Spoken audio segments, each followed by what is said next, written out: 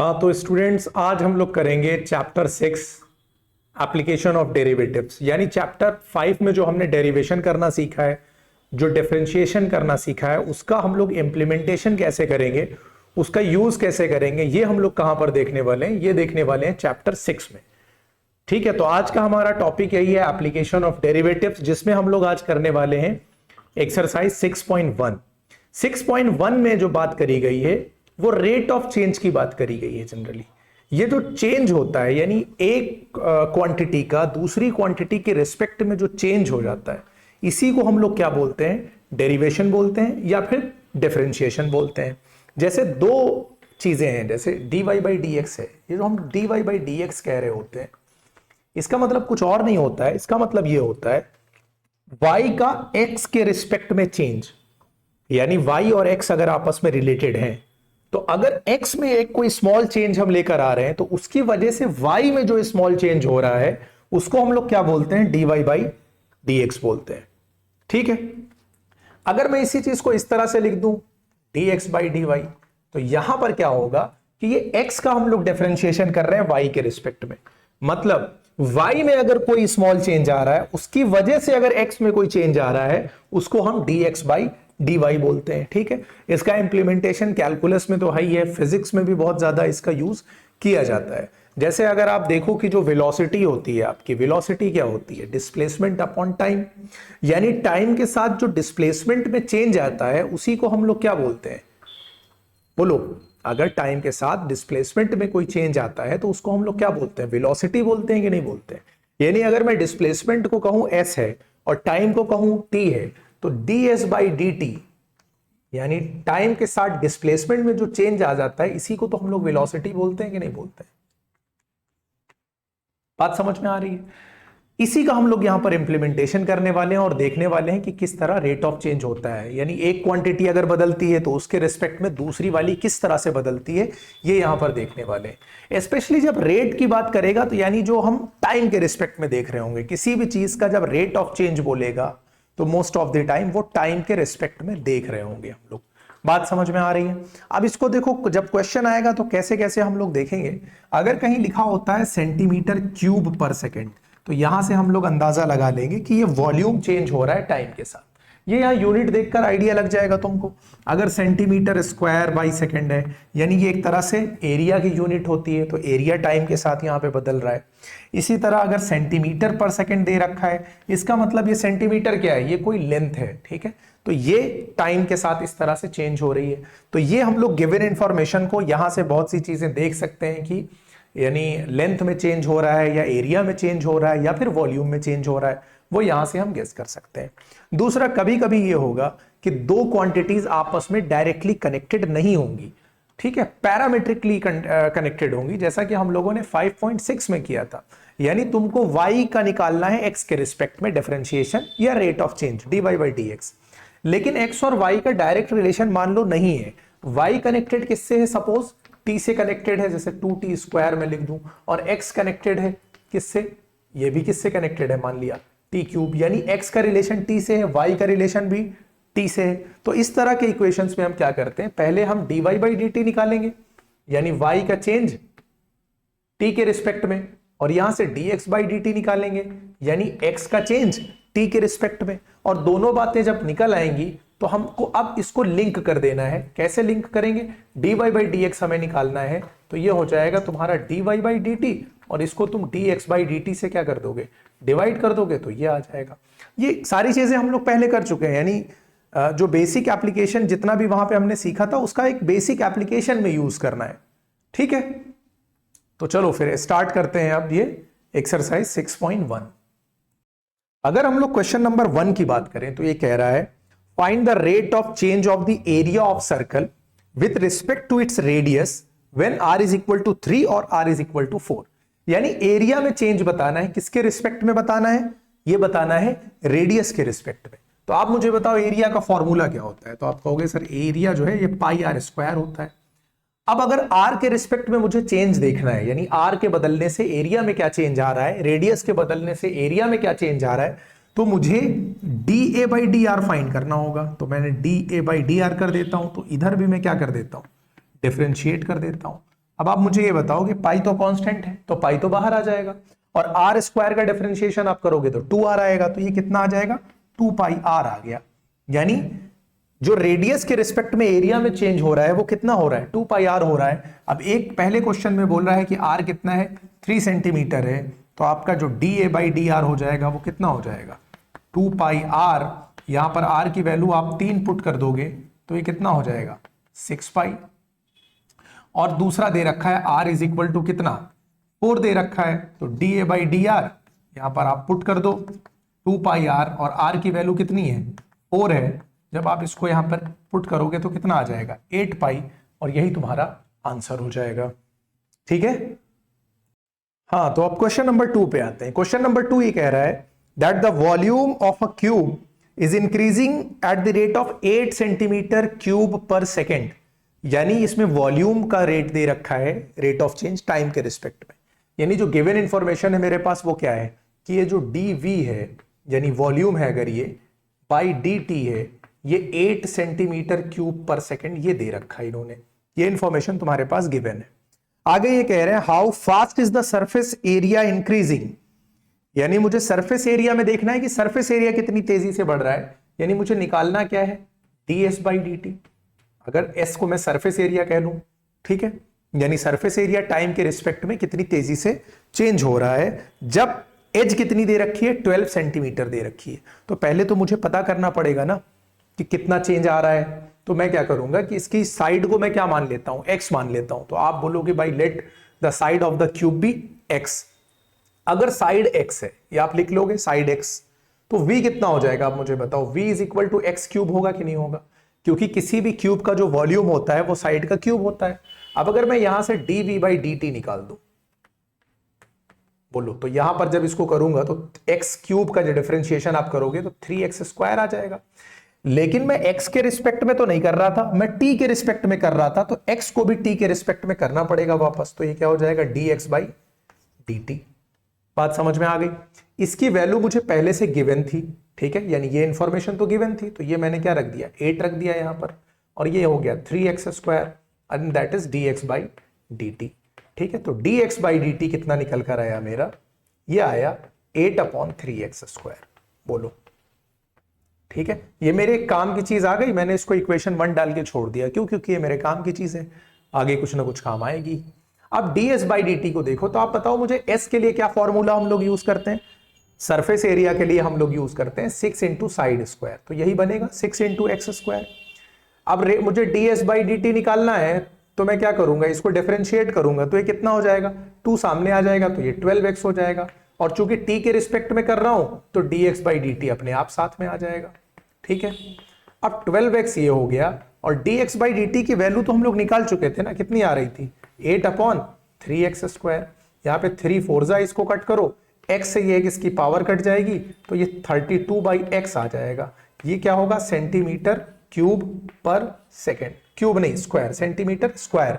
क्यों, क्योंकि surface area की बात कर रहे हैं तो सेंटीमीटर स्क्वायर तो होना ही होना है। अब इसके बाद ये आगे क्या कह रहा है कि जब इसकी एज कितनी हो, 12 हो, यानी मुझे यहां पर क्या पुट करना है, 12 पुट करना है। When x is equal to कितना है, 12 सेंटीमीटर। तो भाई मैं यहां पे पुट कर देता हूं, तो ये जो मेरा ds बाई dt निकल कर आया वो आ जाएगा 32/12 सेंटीमीटर क्यूब पर सेकेंड, सेंटीमीटर स्क्वायर, सॉरी बार बार क्यूब बोल दे रहा हूं वॉल्यूम की वजह से। 4 8 32 और 4 3 यानी 8/3 सेंटीमीटर स्क्वायर पर सेकेंड, और यही तुम्हारा आंसर हो जाएगा। बोलो, बात समझ में आ गई कि नहीं। यहाँ पे दिखाई नहीं दे रहा, थोड़ा सा मैं नीचे इसको कर देता हूं, ये देखो, ये हो गया तुम्हारा 8/3 सेंटीमीटर स्क्वायर पर सेकेंड। ये हो गया तुम्हारा क्वेश्चन नंबर 2। अब आते हैं हम लोग क्वेश्चन नंबर 3 पर। तो आप क्वेश्चन नंबर 3 अगर पढ़ोगे तो आपको पता चलेगा that the radius of a circle is increasing at the rate of 3 centimetre per second. यानी जो रेडियस में चेंज है dr बाई dt, वो कितना है, 3 सेंटीमीटर पर सेकेंड। ये पर सेकेंड बता रहा है कि टाइम के रिस्पेक्ट में रेडियस इतनी चेंज हो रही है। Find the rate at which the area of circle is increasing when the radius is 10 centimetre per second. ठीक है, यानी इसने क्या कहा है कि रेडियस जब 10 सेंटीमीटर पर सेकेंड के रेट से बदले तब तुमको बताना है। तो आप यार ये बताओ कि एरिया का फॉर्मूला क्या होता है। यहाँ पर आप लिखो एरिया कितना होता है, पाई आर स्क्वायर होता है। तो आप जब D A by D R करोगे यानी आर के रिस्पेक्ट में चेंज देखोगे तो इसका डिफरेंशिएशन आपको पता है, पहले भी कर चुके हो, कितना आ जाएगा, 2 पाई आर आएगा। आएगा कि नहीं आएगा? लेकिन D A by D R, sorry D R नहीं, टाइम के रिस्पेक्ट में निकाल रहे हैं, तो D A by d T आप कर रहे हो ना टाइम के रिस्पेक्ट में, तो यहां पे ये जो आर होगा ये D r by d T भी तो देगा। ये बात समझ में आ रही है कि नहीं? पाई आर स्क्वायर का डिफरेंशिएशन सिर्फ 2 पाई आर होगा जब हम लोग आर के रिस्पेक्ट में कर रहे होंगे, ठीक है। लेकिन अगर किसी और के, हम लोग यहां पर तो टी के रिस्पेक्ट में कर रहे हैं ना, आर के रिस्पेक्ट में तो नहीं कर रहे हैं, तो 2 पाई आर के साथ D r by d T भी आएगा साथ में। बोलो यहां पर कोई बात नहीं समझ में आ रही हो तो आप पूछ सकते हो। तो अब D r by d t की वैल्यू तो इन्होंने पहले से दे रखी है, बोलो तो ये हो गया 2 पाई आर, और D r by d T इन्होंने पहले से 3 दे रखा था, तो यहां पर 3 पुट कर दो तो कितना ये आ जाएगा, 6 पाई आर आ जाएगा। बोलो ये चेंज आ गया कि नहीं आ गया?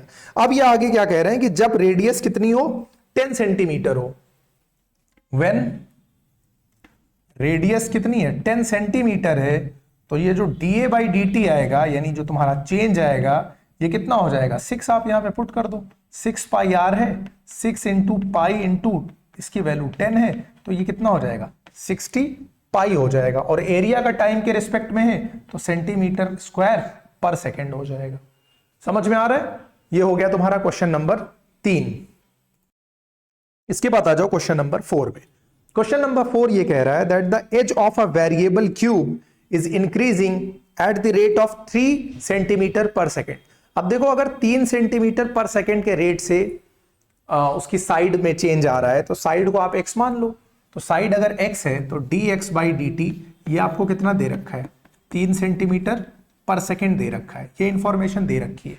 कह रहा है how fast is the volume of a cube increasing when edge is 10 centimetre long, यानी वॉल्यूम कितनी तेजी से चेंज हो रहा है। तो मुझे यहां पे क्या निकालना है, dv बाई dt निकालना है, ठीक है। एक मिनट, पहले मैं वॉल्यूम का फॉर्मूला लिख दूं कि वॉल्यूम क्या होता है भाई, एक्स क्यूब होता है। अब ये यहां पे मैं क्या करूंगा, dv बाई dt निकालूंगा तो ये कितना हो जाएगा, 3x स्क्वायर, तो ये होना ही होना है। और चूंकि मैं t के रिस्पेक्ट में कर रहा हूं तो साथ में dx बाई dt आएगी आएगी। ये इंफॉर्मेशन गिवन है तो चाहो यहां पर गिवन लिख दो। ये जब वैल्यू यहां पर मैं पुट कर दूंगा 3, तो ये कितना हो जाएगा, 9x स्क्वायर आ जाएगा। चूंकि वॉल्यूम का टाइम के रिस्पेक्ट में देख रहे हैं तो सेंटीमीटर क्यूब पर सेकेंड होगा। अब आगे क्या कह रहा है, व्हेन जब साइड कितनी हो जाए, 10 हो जाए। तो जब साइड अगर 10 सेंटीमीटर है तो तुम्हारा जो dv बाई dt आएगा वो कितना आ रहा है, 9x स्क्वायर। तो यहां पर 9 इंटू एक्स की जगह 10 रख दो, 10x स्क्वायर, यानी ये कितना हो जाएगा, 900 सेंटीमीटर क्यूब पर सेकेंड। और यही तुम्हारा क्या हो जाएगा, आंसर हो जाएगा। ये हो गया तुम्हारा क्वेश्चन नंबर 4। अब आ जाओ आप क्वेश्चन नंबर 5 पे। 5 क्या कह रहा है कि a stone is dropped into a quiet lake and waves move in a circle at the speed of 5 centimetre per second. यार जब आप कभी भी पानी में देखो, पत्थर मारोगे तो आप देखोगे इस तरीके से चेंज आता है, ऐसे वेव्स ऐसे बनना शुरू होती है, यानी पानी इस तरह से ऐसे ऐसे फैलना शुरू होता है। तो इसका जो इन्होंने रेट दे रखा है वो कितना दे रखा है, इन्होंने दिया है इसको 5 सेंटीमीटर पर सेकेंड दे रखा है, ठीक है। यानी एक तरह से ये रेडियस ऐसे ऐसे इंक्रीज होती जा रही है। तो यानी तुम्हें D r by d T जो इन्होंने दिया है वो दिया है 5 सेंटीमीटर पर सेकेंड। और ये इंफॉर्मेशन तुम्हारे लिए क्या है, गिवन है। बोलो बात समझ में आ गई? अब इन्होंने आगे तुमसे पूछा है at the instant when the radius of the circular wave is 8, यानी जब रेडियस 8 हो जाए। ये बिल्कुल वैसा ही क्वेश्चन है जैसा अभी पीछे करके आए। अगर इसको बिल्कुल आसान लैंग्वेज में हम ये कहें तो रेडियस 5 सेंटीमीटर पर सेकेंड के रेट से चेंज हो रही है। तुमसे कह रहा है कि बताओ एरिया किस रेट से चेंज होगा जब रेडियस 8 हो। तो वो हम लोग पहले भी कर चुके हैं कि एरिया का फॉर्मूला क्या होता है, पाई आर स्क्वायर होता है कि नहीं होता है। जब हम इसको D A by d T यहां पर करेंगे, क्योंकि हाउ फास्ट पूछ रहा है तो टाइम के रिस्पेक्ट में ही निकालेंगे, तो इसका कितना हो जाएगा 2 पाई आर, और आर का टी के रिस्पेक्ट में अगर हम करेंगे तो D r by d T तो यहां पे होना ही होना है। अब ये हो गया तुम्हारा 2 pi r, d r by d t की वैल्यू रखी हुई है 5, तो ये कितना हो जाएगा 10 पाई आर। और एरिया का टाइम के रिस्पेक्ट में है तो सेंटीमीटर स्क्वायर पर सेकेंड हो गया। आगे क्या कह रहा है, कब की बात कर रहा है, जब रेडियस कितनी हो जाए, 8 हो जाए। तो when r is equal to 8 तो dA बाई dt जब आप निकालोगे तो 10 पाई r, और यहां पे 10 पाई इंटू आर की वैल्यू आप 8 रखोगे तो ये कितना हो जाएगा, 80 पाई हो जाएगा। और एरिया का निकाल रहे हो तो सेंटीमीटर स्क्वायर पर सेकेंड हो जाएगा। बोलो बात समझ में आती जा रही है कि नहीं? ये हो गया तुम्हारा क्वेश्चन नंबर 5। आगे चलते हैं। क्वेश्चन नंबर 6 में कह रहा है the radius of circle is increasing at the rate of 0.7 centimetre per second. यानी जो रेडियस में चेंज है dr बाई dt है वो 0.7 सेंटीमीटर पर सेकेंड ये दे रखा है इन्होंने। तुमसे कह रहे हैं how fast, what is the rate of increase of its circumference. Circumference का रेट ऑफ इंक्रीज निकालना है तो सरकमफ्रेंस का फॉर्मूला बोलो क्या होता है भाई, c is equal to 2 pi r होता है कि नहीं। तो जब हम इसका रेट देखना होगा तो dc बाई dt टाइम के रिस्पेक्ट में देखेंगे कि नहीं।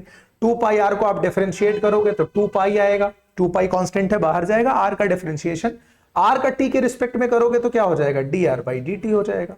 ठीक है, dr बाई dt की वैल्यू इन्होंने पहले से दे रखी है, कितनी है 0.7 दे रखी है। आप चाहो यहीं पे पुट कर दो, तो जब तुम 0.7 यहीं पे पुट कर दोगे तो ये कितना आ जाएगा 1.4 पाई, और यूनिट क्या होगी सेंटीमीटर पर सेकेंड। क्यों सेंटीमीटर पर सेकेंड होगी, क्योंकि भाई सरकमफ्रेंस की भी यूनिट क्या होती है, सेंटीमीटर ही तो होती है। बोलो बात समझ में आ गई कि नहीं? तो यहां पर तो कोई मुश्किल वाली बात नहीं थी। ठीक, चलते हैं नेक्स्ट क्वेश्चन की तरफ। अब आ जाओ आप क्वेश्चन नंबर 7 पर आ जाओ। ठीक है, ये कह रहा है the length x of a rectangle is increasing at the rate of 5 centimetre पर मिनट। यानी जो x है ये तुम्हारी लेंथ है, और इसका जो रेट ऑफ चेंज दे रखा है यानी dx बाई dt जो इन्होंने दिया है, ये कह रहे हैं the length of it decreasing. Decreasing का मतलब क्या हो जाएगा भाई, ये माइनस में हो जाएगी, सेंटीमीटर पर मिनट, बस और कुछ नहीं होगा। डिक्रीजिंग में क्या हो जाएगा, ये नेगेटिव हो जाएगा। और y विद है, किसी भी y विद है रेक्टेंगल की, तो इसका जो चेंज इन्होंने दिया है वो कितना दे रखा है 4 सेंटीमीटर पर मिनट, क्योंकि इंक्रीजिंग है तो भाई पॉजिटिव ही रहेगा। ये बात इन्होंने दे रखी है। आगे ये कह रहे हैं कि व्हेन x दे रखा है y यानी 8 दे रखा है, y 6 दे रखा है, find the rate of change of the perimeter में देखना है और रेक्टेंगल में देखना है। यानी एक बार पेरीमीटर में और एक बार एरिया में देखना है। तो पहले हम पेरीमीटर में देख लेते हैं, पेरीमीटर में क्या चेंज आने वाला है भाई। तो p इज इक्वल टू क्या होता है 2l प्लस b होता है। हमने पढ़ा ये लेंथ है और ये क्या है ब्रेथ है, तो ये यानी पेरीमीटर का यही तो फॉर्मूला होगा, 2x प्लस y होगा। इसमें हम रेट ऑफ चेंज देख रहे हैं तो क्या करेंगे dp बाई dt, t के रिस्पेक्ट में करेंगे, 2 कांस्टेंट है बाहर आ जाएगा, एडिशन रूल लगेगा तो यहां क्या हो जाएगा dx बाई dt, और ये क्या हो जाएगा dy बाई dt। ठीक है, अब यहां पर आपको क्या करना है, सिंपली वैल्यू ही तो पुट करनी है। dx by dt already given है, कितना है -5, dy बाई dt कितना गिवन है 4 और -5 -1 यानी ये -2 आया, और सेंटीमीटर पर सेकेंड, ये माइनस जो साइन है ये क्या शो कर रहा है, ये जो पेरीमीटर है वो इस रेट से क्या हो रहा है, डिक्रीज हो रहा है बस। अब इसके बाद क्या बात कर रहा है कि भाई एरिया में देखना है क्या चेंज आ रहा है। तो एरिया क्या होता है लेंथ इंटू ब्रेथ, यहां पे लेंथ x है ब्रेथ y है, तो एरिया x इंटू वाई हो जाएगा। ठीक है, इसका अभी हमें क्या करना है, रेट ऑफ चेंज देखना है। तो इसका जब हम करेंगे तो देखो क्या आने वाला है, ये a हो गया तो ये हो जाएगा dA बाई dt, और यहां पर अगर हम x और y का करेंगे तो कौन सा रूल लगाएंगे, प्रोडक्ट रूल लगाएंगे। तो मैं x को रोक लेता हूं, y को डिफरेंशिएट कर देता हूं, तो ये क्या हो जाएगा dy बाई dt, प्लस मैं y को रोक लेता हूं, x को डिफरेंशिएट कर देता हूं dx बाई dt, क्योंकि किसके रिस्पेक्ट में हो रहा है ये, बोलो ये हो रहा है टाइम के रिस्पेक्ट में। अब x की वैल्यू कितनी दे रखी है इन्होंने, x की वैल्यू देखो क्वेश्चन में आगे इन्होंने दी है कि अब हमें बताना है रेट ऑफ चेंज जब x 8 हो, तो भाई x को 8 रखो यहां पर। dy बाई dt हमको पहले से दिया था कितना 4 सेंटीमीटर, तो यहां पर क्या रख दो 4 सेंटीमीटर पर मिनट, प्लस y की वैल्यू ये कह रहे हैं तो y इन्होंने 6 दे रखा था हमें, और dx बाई dt कितना दे रखा था -5, तो ये हो जाएगा -5, ये कितना हो जाएगा तुम्हारा 32, और ये -30, 32 और -30 को सॉल्व करोगे कितना आएगा 2। रेट ऑफ चेंज चूंकि एरिया का है सेंटीमीटर स्क्वायर पर सेकेंड, और ये तुम्हारा आंसर हो जाएगा। ठीक है, आसान क्वेश्चन है, कोई बहुत ज्यादा मुश्किल नहीं है। अब आ जाओ क्वेश्चन नंबर 8 पर। A balloon which always remains spherical on inflation is being inflated by pumping in 900 cubic centimeter of gas per second। यहां से एक बात अंदाजा लग गई कि क्यूबिक सेंटीमीटर क्यूब पर सेकंड है, यानी ये कुछ और नहीं है, ये वैल्यू क्या है ये वॉल्यूम का रेट है यानी dy बाई dt है, ये दे रखा है इन्होंने 900 सेंटीमीटर क्यूब पर सेकेंड। ये इंफॉर्मेशन मैंने नोट कर ली। Find the rate at which the radius of the balloon increases when the radius is 15, यानी dr बाई dt, रेडियस में जो चेंज आ रहा है ये निकालना है कब, जब r कितना हो जाए 15 सेंटीमीटर हो जाए। ठीक है, यही बात इन्होंने करी है। अब आप सबसे पहले ये बताओ कि अगर रेडियस r हो तो स्फीयर का वॉल्यूम क्या होता है।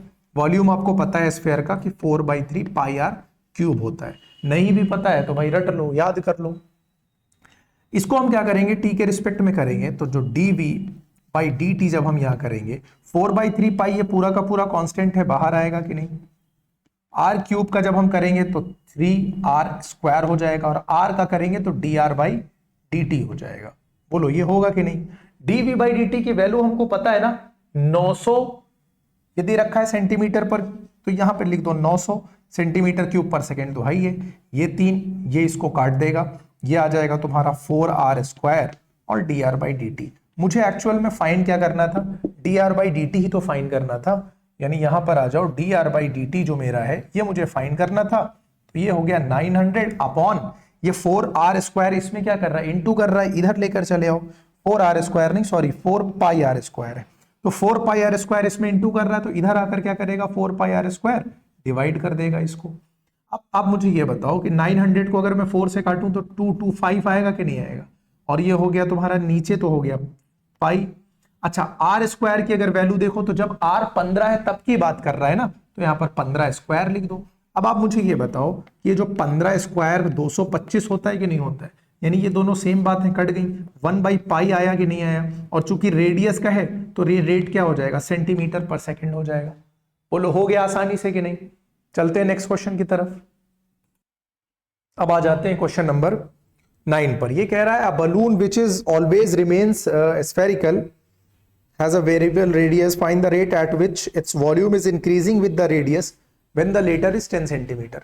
यानी रेडियस के रिस्पेक्ट में पूछा है भाई, तो v इज इक्वल टू कितना दे रखा है, दे क्या रखा है आपको पता ही है कि क्या होता है, 4/3 पाई r क्यूब होता है स्फीयर का। बोलो यही होता है कि नहीं होता है। रेडियस के रिस्पेक्ट में हम करेंगे तो क्या हो जाएगा, dv by dr, dv by dr जब हम करेंगे तो ये हो जाएगा 4/3 पाई। अभी लास्ट क्वेश्चन में भी हम लोगों ने यही किया था, लेकिन वहां पर देखो जब हम t के रिस्पेक्ट में निकाल रहे थे तो साथ में dr बाई dt भी आया था।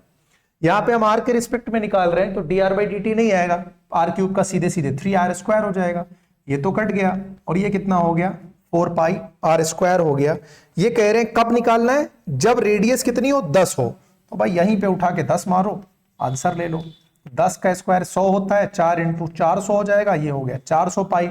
वॉल्यूम का आप निकाल रहे हो तो सेंटीमीटर क्यूब पर सेकेंड हो जाएगा, ठीक है, क्योंकि 10 सेंटीमीटर दे रखा है। तो कितना इंक्रीज कर रहा है वॉल्यूम, 400 पाई सेंटीमीटर क्यूब पर सेकेंड के रेट से कर रहा है। बोलो क्वेश्चन नंबर 9 में कोई दिक्कत। अब देखो क्वेश्चन नंबर 10। क्वेश्चन नंबर 10 क्या कह रहा है, अ लैडर इज 5 सेंटीमीटर लॉन्ग, और ये कहां है, एक वॉल के अगेंस्ट रखी हुई है, ठीक है। जैसे ये मान लो ये कोई वॉल है, और यहां पर ये ऐसे इन्होंने एक, ये देखो ये ऐसे लैडर रखी हुई है जी, जी इसकी कितनी है, 5 मीटर की लैडर है ये, ठीक है। अब एक बात बताओ कि जैसे जैसे ये लैडर मैं अगर इधर खिसकाना शुरू करूं, यानी इसको मैं इधर ले जाना शुरू करूं, तो इसका जो टॉप है ये ऐसे नीचे आने लगेगा कि नहीं आने लगेगा। यानी जैसे जैसे ये लैडर का ये यानी फुट इसका इधर की तरफ बढ़ेगा, वैसे वैसे इसका टॉप नीचे की तरफ जाएगा कि नहीं जाएगा। क्वेश्चन ये कह रहा है कि अगर ये यानी इसका फुट 2 सेंटीमीटर पर सेकेंड की रेट से इधर जा रहा है, तो इधर कितने रेट से नीचे आएगा, बस यही तुमसे पूछा है। बात समझ में आई। तो इस वाली दूरी को तो मान लो कि भाई ये वाली दूरी कितनी है, x है, और ये वाली दूरी कितनी है, y। तो एक तरफ से x में तुमको चेंज दे रखा है, इसने x में तुमको चेंज दे दिया कि जब इधर ला रहे हो किस चेंज से लेकर आ रहे हो आप, यानी dx बाई dt इसने तुमको दे दिया कि ये 2 सेंटीमीटर पर सेकेंड है, ये वाला चेंज। ये कह रहा है इसमें चेंज बताओ, y में चेंज बताओ कि ये कितनी तेजी से नीचे आ रहा है, यानी तुमको क्या निकालने को बोला है, dy बाई dt निकालने को बोला है, y में चेंज बोला है। बोलो ये बात समझ में आ रही है कि नहीं, कि क्वेश्चन बोल क्या रहा है। बोलो क्लियर है, ये बात तो समझ में आई गई। अब इसको जरा ध्यान से देखो, यहां पर अगर हम लोग पाइथागोरस थ्योरम अप्लाई करें तो हम इसको क्या ये नहीं लिख सकते हैं कि x square plus y square is equal to 5 का स्क्वायर यानी 25 में पहले 5 का स्क्वायर लिख देता हूं, ठीक है, पाइथागोरस थ्योरम से। ये मैं कहां से लेकर आया हूं, बाई पाइथागोरस थ्योरम। अब x square plus y square ये बराबर कितना दे रखा है, 25 दे रखा है। ठीक है, मुझे dy by d T find करना है। अब यहां मैं एक काम करता हूं, इसको यहीं पर डिफरेंशिएट कर देता हूं। तो x का जो स्क्वायर होगा वो कितना हो जाएगा, बोलो। x का स्क्वायर यानी इसका डिफरेंशिएशन करूंगा तो 2x हो जाएगा और dx बाई डी टी हो जाएगा, क्योंकि टाइम के रिस्पेक्ट में देख रहा हूं। 2y का करूंगा तो y स्क्वायर का करूंगा तो 2y हो जाएगा, साथ में dy बाई डी टी हो जाएगा। 25 कांस्टेंट है, इसका क्या हो जाएगा, 0 हो जाएगा। अब ये हो गया 2x dx by d T, और इसको मैं उधर लेके चला जाऊं तो -2y dy by d T. बोलो यही आएगा कि नहीं आएगा, क्लियर है यहां तक। अब आप मुझे बताओ dx बाई डी टी इन्होंने 2 दे रखा है कि नहीं दे रखा है, ठीक है। और ये 2 और ये 2 तो पहले काट के किनारे लगाओ, माइनस को इधर लेकर चले आओ, ठीक है, ताकि मुझे क्या निकालना है, dy बाई डी टी ही निकालना है ना। अब यहां से देखो मैं dy बाई डी टी को क्या लिख सकता हूं, dy by d t is equal to x, ये नेगेटिव साइन यहां पे ले आया, dx बाई डी टी की वैल्यू कितनी 2 सेंटीमीटर पर सेकेंड है, तो इनटू में 2 कर दूंगा, और y यहां से अपॉन में चला आएगा, तो ये मेरा dy बाई डी टी निकल आएगा कि नहीं निकल आएगा, बोलो। यानी dy बाई डी टी कुछ और नहीं है, ये है -2x अपॉन y, ठीक। लेकिन मुझे क्या दे रखा है, कब, जब बताओ जब x कितना हो, 4 हो, तो यानी y दिक्कत करेगा, तो y को मैं x के टर्म में क्यों ना बदल लूं। तो यहां से देखो आप y स्क्वायर को क्या लिख सकते हो भाई, y स्क्वायर को आप 25 माइनस एक्स स्क्वायर लिख सकते हो। इसका y का मतलब आप 25 माइनस एक्स स्क्वायर लिख सकते हो अंडर रूट में। बात समझ में आएगी नहीं भाई, y स्क्वायर को आप 25 माइनस एक्स स्क्वायर लिख सकते हो, तो y इज इक्वल टू क्या हो जाएगा, under root 25 minus x square. अब x की वैल्यू इन्होंने दे रखी है कितनी, 4 दे रखी है। अब यहां पे आप डाल दो -2 into 4 under root 25 minus x square, मतलब कितना, 4 का स्क्वायर। यही होगा कि नहीं होगा, आगे चलो, ये हो गया -8।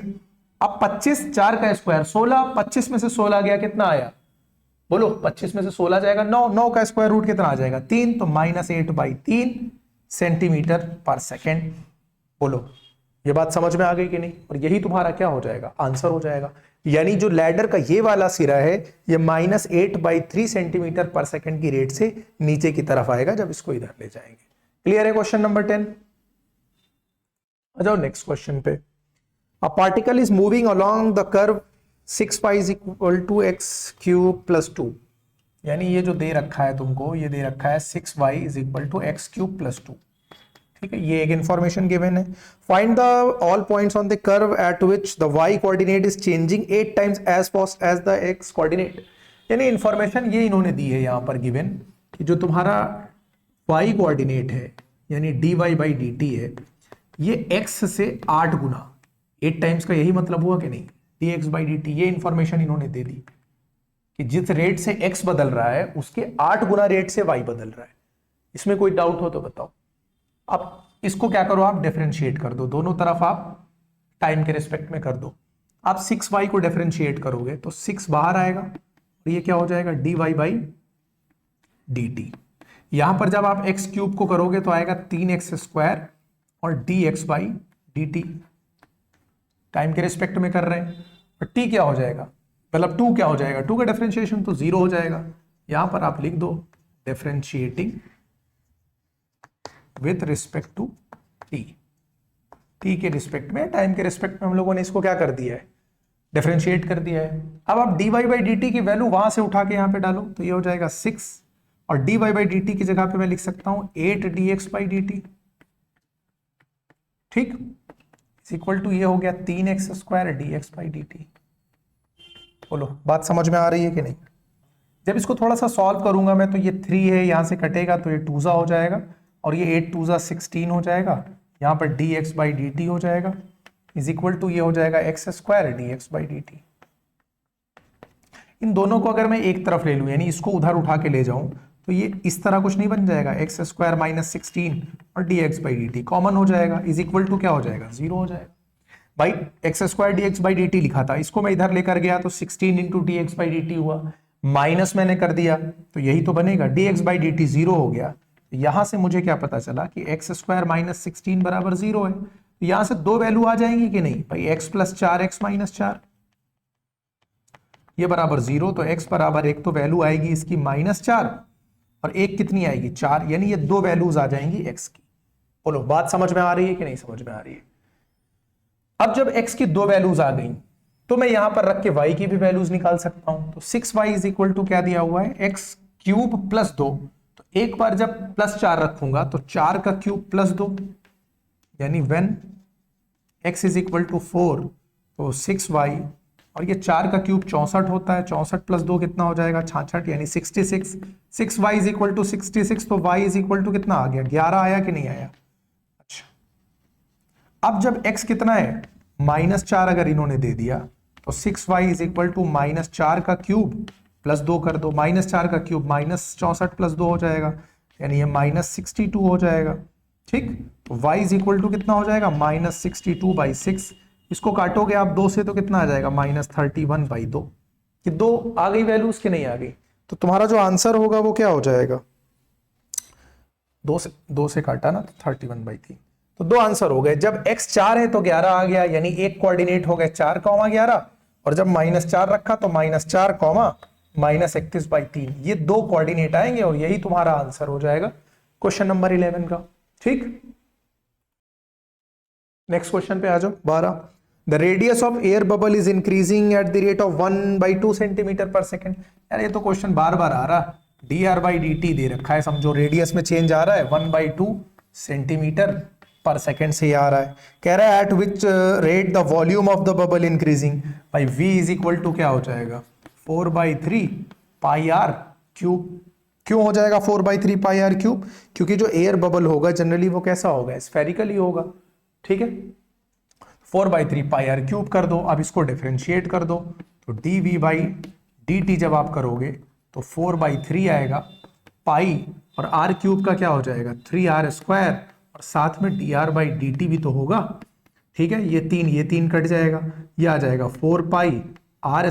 dr/dt की वैल्यू डालो कितनी है, 1/2 है, 2 से इसको काट दो, 2 2 4, तो ये हो जाएगा 2πr²। बात समझ में आ गई? ये तो आ गया। अब आगे क्वेश्चन क्या कह रहा है तुमसे, आगे क्वेश्चन ये कह रहा है कि जब रेडियस कितनी हो, 1 सेंटीमीटर हो भाई, तो यहाँ पे 1 डाल दो, बस खत्म। 2π × 1², कब, when r is equal to 1 centimetre. तो ये कितना हो जाएगा, 2π हो जाएगा। वॉल्यूम चेंज हो रहा है तो सेंटीमीटर क्यूब पर सेकेंड हो जाएगा। और ये हो गया तुम्हारा क्वेश्चन नंबर 12 भी। ठीक, नेक्स्ट देखो तुम्हारा कौन सा है, क्वेश्चन नंबर 13 है। इसमें कह रहा है कि a balloon which always remains spherical has a variable diameter 3/2 2x + 1। यानी डायमीटर इन्होंने कितना दे रखा है, 3/2 2x + 1। अब अगर ये डायमीटर है तो आप बताओ रेडियस क्या हो जाएगी, 2 से डिवाइड कर दो तो 3/4 2x + 1। बोलो यही रेडियस हो जाएगी कि नहीं हो जाएगी? आगे क्या कह रहा है कि find the rate of change of its volume with respect to x। यानी वॉल्यूम का x के रिस्पेक्ट में बोल रहा है। तो आप यार वॉल्यूम बताओ ये कैसा है, स्फेरिकल है कि नहीं है? तो 4/3 पाई आर क्यूब होना चाहिए।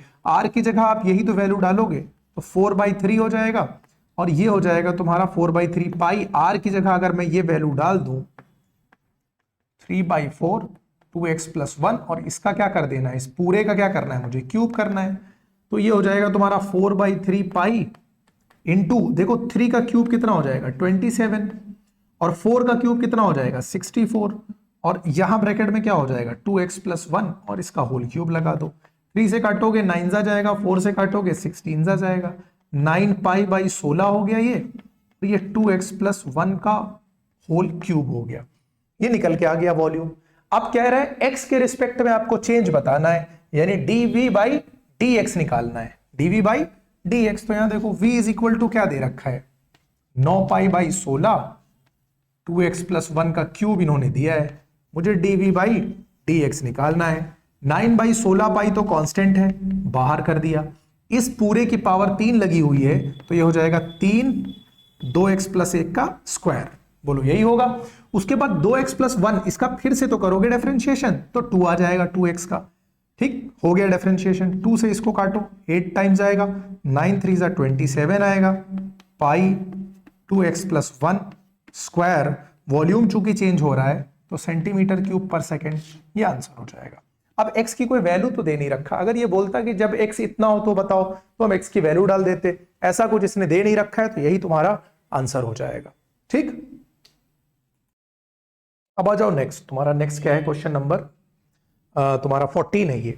Sand is powering eight the rate of 12 centimetre cube पर सेकेंड, यानी ये जो वॉल्यूम का चेंज दे रखा है, यानी मुझे ये dv बाई dt दे रखा है, कितना है 12 सेंटीमीटर क्यूब पर सेकेंड, ये इंफॉर्मेशन एक दे रखी है। The falling sand from a cone on the ground is such a way that the height of the cone is always 1/6 of the radius, यानी h is equal to 1/6 r दे रखा है, यानी अगर यहां से मैं रिजल्ट निकालूं तो r बराबर 6h हो जाएगी, ये दूसरी बात दे रखी है। ठीक है, इसके बाद कह रहा है how fast is the height of the sand is increasing, यानी मुझे dh बाई dt ये फाइंड करना है। ये दो इंफॉर्मेशन अपने पास थी पहले से, ठीक है, क्वेश्चन में दी हुई थी। तो आप मुझे ये बताओ कि पहली बात तो ये कौन है, कोन का फॉर्मूला क्या होता है, वॉल्यूम ऑफ कोन जो होता है वो होता है 1/3 पाई आर स्क्वायर एच, ये तो कोन का वॉल्यूम हो गया। अब मुझे dh बाई dt निकालना है, r से बहुत कुछ लेना देना है नहीं, तो पहले तो r को हटा के किनारे करो तुम, 1/3 पाई, r की जगह पे मैं 6h का स्क्वायर रख दूंगा और इंटू क्या हो जाएगा h हो जाएगा। ठीक है, तो 1/3 पाई और 6 का स्क्वायर कितना हो जाएगा 36, और h स्क्वायर इंटू h कितना हो जाएगा h क्यूब हो जाएगा, और इसको थोड़ा सा सॉल्व करोगे तो ये 12 बार में कटेगा, तो ये 12 पाई इंटू एच क्यूब हो जाएगा। बोलो बात समझ में है कि नहीं, v आ गया कि नहीं आ गया। अब v इज इक्वल टू क्या दिया है 12 पाई एच क्यूब, अब मैं इसको डिफरेंशिएट कर दूं, ठीक है, तो dv बाई dt, यहां पे 12 पाई तो देखो हो गया कॉमन, h क्यूब का करूंगा तो आएगा 3h स्क्वायर, और dh बाई dt साथ में मिलना ही मिलना है। अब वैल्यू डालो, dv बाई dt कितना दे रखा था 12 दे रखा था, इज इक्वल टू 12 पाई कितना हो गया 3h स्क्वायर, तो ये हो गया तुम्हारा 3h स्क्वायर और dh बाई dt। ठीक, और आगे आ जाओ जरा। अब ये देखो ये 12 और ये 12 कट के किनारे हो गया, अगर मैं सिर्फ dh बाई dt की बात करूं तो ये इक्वल टू कितना निकल के आ रहा है, उधर तो बचा 1/3 पाई एच स्क्वायर। बोलो कुछ ऐसा ही बनेगा कि नहीं बनेगा। क्वेश्चन आगे क्या कह रहा है तुमसे कि कब बताना है, जब r कितना दिया हो 4 सेंटीमीटर हाइट दी हो, ठीक है, यानी हाइट जब 4 दी हो तब बताना है।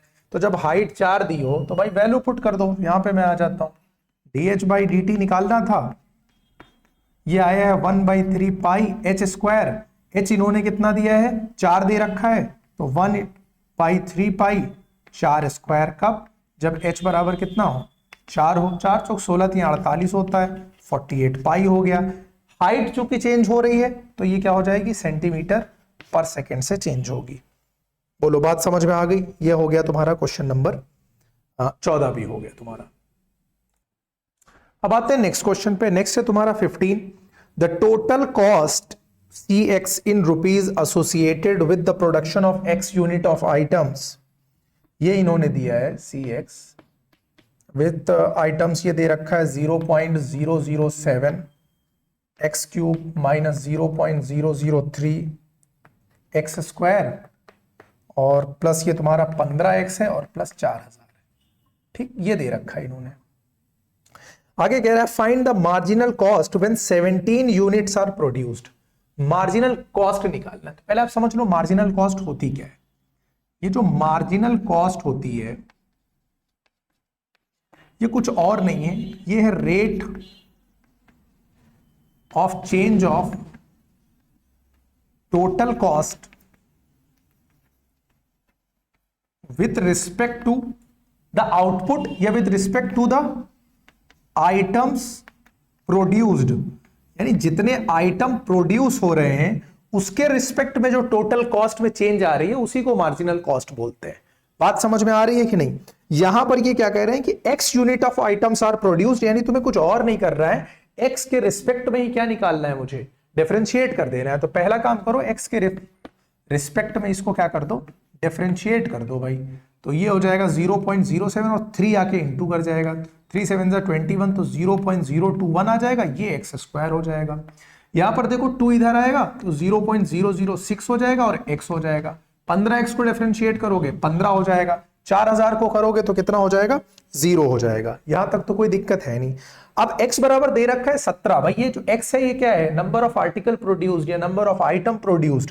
तो x is equal to 17 given है, ये यहां पे निकाल दो। तो dc by dx is equal to 0.021 into 17 square minus 0.006 into 17 plus ये कितना हो जाएगा 15।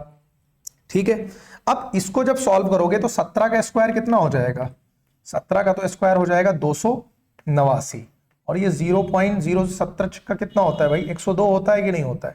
तो ये हो गया तुम्हारा 102 और 3 डिजिट पहले जो है तुम्हारा पॉइंट लग जाएगा तो 0.102 हो जाएगा प्लस ये 15 हो जाएगा। इसको जब तुम इंटू करोगे तो 6.069 लगभग आ जाएगा माइनस 0.102 प्लस 15।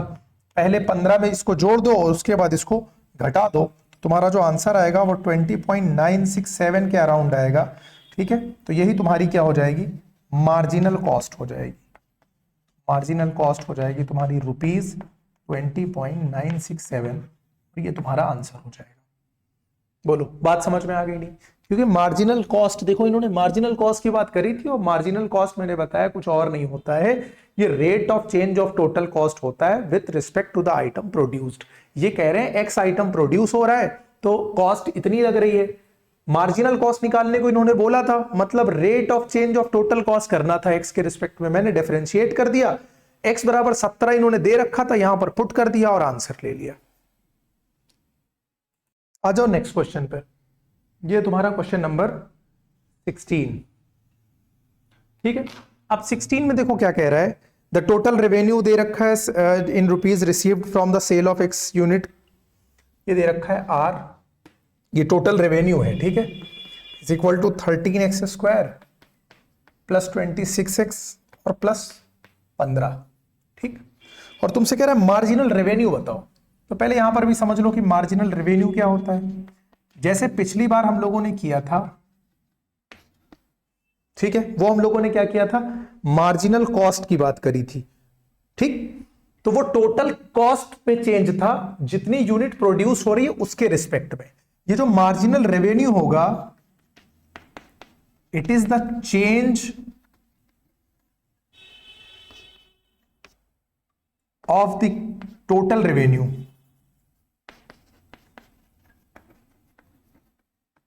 ठीक है, with respect two units sold, यानी जितनी सोल्ड करी जाएंगी उसके रिस्पेक्ट में कितना चेंज आया है टोटल रेवेन्यू में। ठीक है, वही निकालना है हमको। तो यहां पर भी क्या करना है कि x यूनिट सोल्ड करने पर इतना रेवेन्यू हुआ है, टोटल रेवेन्यू में जो चेंज निकालना है, तो मतलब मुझे dr बाई dx कर देना है और कुछ नहीं करना है। इसका डिफरेंशिएशन करोगे 26x आ जाएगा, इसका करोगे 26 आ जाएगा, इसका करोगे 0 आ जाएगा, 26 कॉमन ले लोगे तो x प्लस 1 आ जाएगा। ये हो गया। अब आगे क्या कह रहा है, जब x कितना हो जाए, बोलो x ये बोल रहा है कि x हो जाए 7, मार्जिनल रेवेन्यू बताओ जब x 7 हो जाए।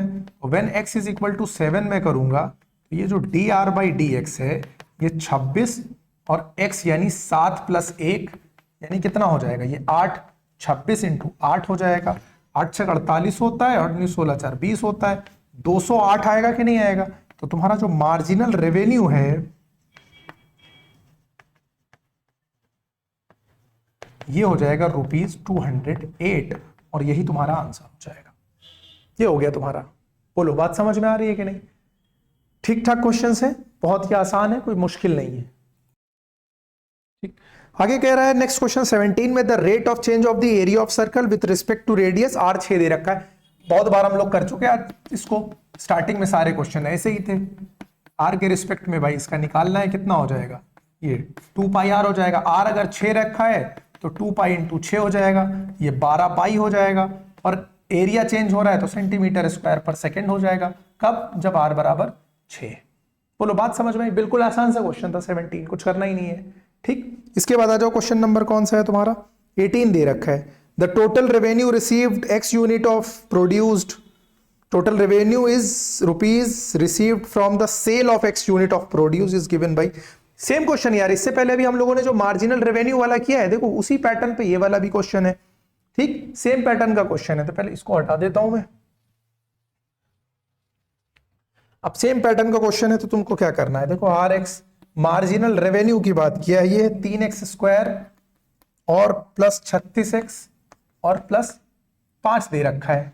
नंबर ऑफ यूनिट सोल्ड कितनी x है, तो इसी के रिस्पेक्ट में मुझे क्या कर देना है, डिफरेंशिएट कर देना है। ये तो 6x हो जाएगा, ये तुम्हारा 36 हो जाएगा, 5 का 0 हो जाएगा, ये अगर 6 में कॉमन ले लेता हूं तो ये x प्लस 6 हो जाएगा। ये आ गया।